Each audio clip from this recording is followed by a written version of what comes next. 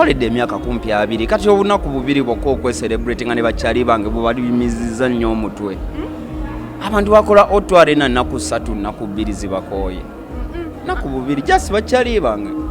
Just tujje twebonga emitwe ejjukanye nze nakulaba mu primary nze nakulaba nga nkola nze wajja ku university nze nakulaba ku bbaala lino nakulaba ku Rouge nakulaba ku Wevu nakulaba mu governor nakulaba Karo Kasiita kwejjukanya.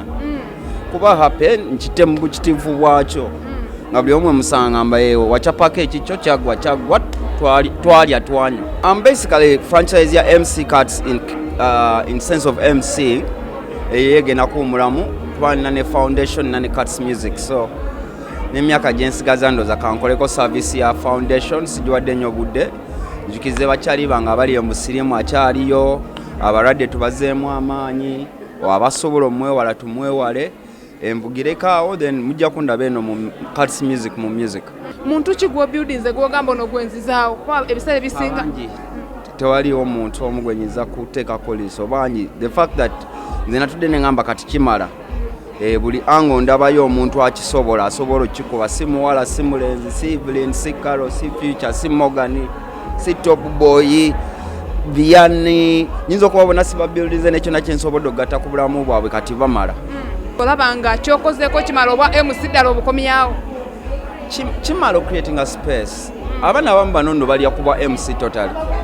Kanze nange wenatandika ate okwewuuba n'abantu mu mabaala omwana renti amuggyaawo ate era okyampita mu kivulu ebivulu bibaayo wansi mu mwezi naye abalidde awo renti we.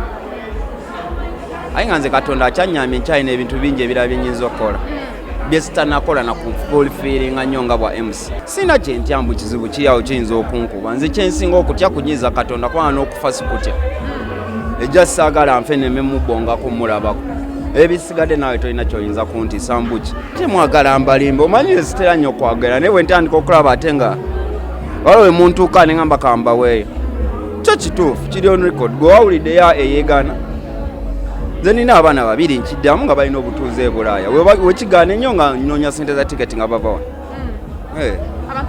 bakwata bannaabo ate gwe maama wange agirina nze saagalayo saagala kubeerayo njala kukyalayo saagala njagala wano ababaddeyo bona nze famire yange kusaidia ya mami wange bakuliddeyo abasinga n'emikwano gyange bebanyumya too much wakwano nabonaabona dda sinza kudda mu kubonaabona wano njiribye nnyo kere mu mpewo simbunzala we sinza kuddayo ate mu scratch card ezo. Emabegako wabaddewo ebikutambulirako naddala ku social media nga bagamba otwala okutta akati wakatiwo ne Fifi da Queen mufaaki mwenna mbaddeko mu media. Just Fifi yaloza okuba e Bulaaya alina achievement agiyita achievement. Fifi fe twagala kujjayo kuwummula yaloza kinene nnyo esana achievement bintu by'okkulira mu third world ne bakutwala mu first world. It's not an achievement. Tell me you have a house in say London, or you have a green card, or you have a business, established, personalized name business. Then I would. But you are abroad and you think it's an achievement. There's no place like home. Home is home. If all factors were constant, mwali badde wano. Maybe abatwalanga wano waganya. Kati fe abasoboddewo nga temwatusanga nawo.